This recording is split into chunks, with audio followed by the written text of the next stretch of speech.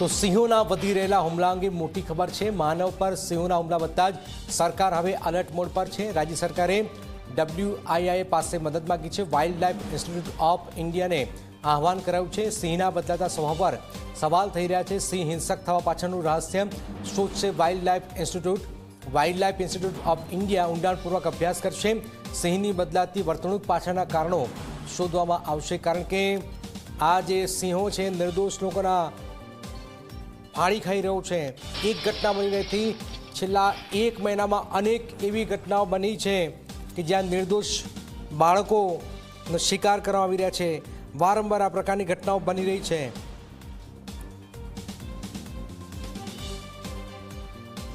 વર્ષોથી આ ગિરનાર પર અનેક શ્રદ્ધાળુઓ જાય છે, પણ ક્યારેય હ્યુમન કોન્ફ્લિક્ટ સિંહ દ્વારા થયું હોય એવી આ પહેલી ઘટના છે।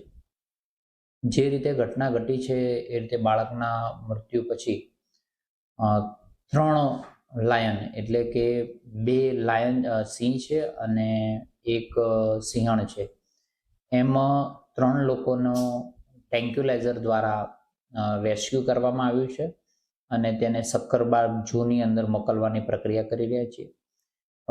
વાઇલ્ડ લાઇફ ઇન્સ્ટિટ્યૂટ ઓફ ઇન્ડિયાને પણ આ બાબતે અમે વિશેષ રીતે, જે રીતે હમણાંથી થોડા દિવસોની અંદર હ્યુમન કોન્ફ્લિક્ટ વધ્યા છે એનું રિસર્ચ કરવા માટે પણ વિનંતી કરેલી છે।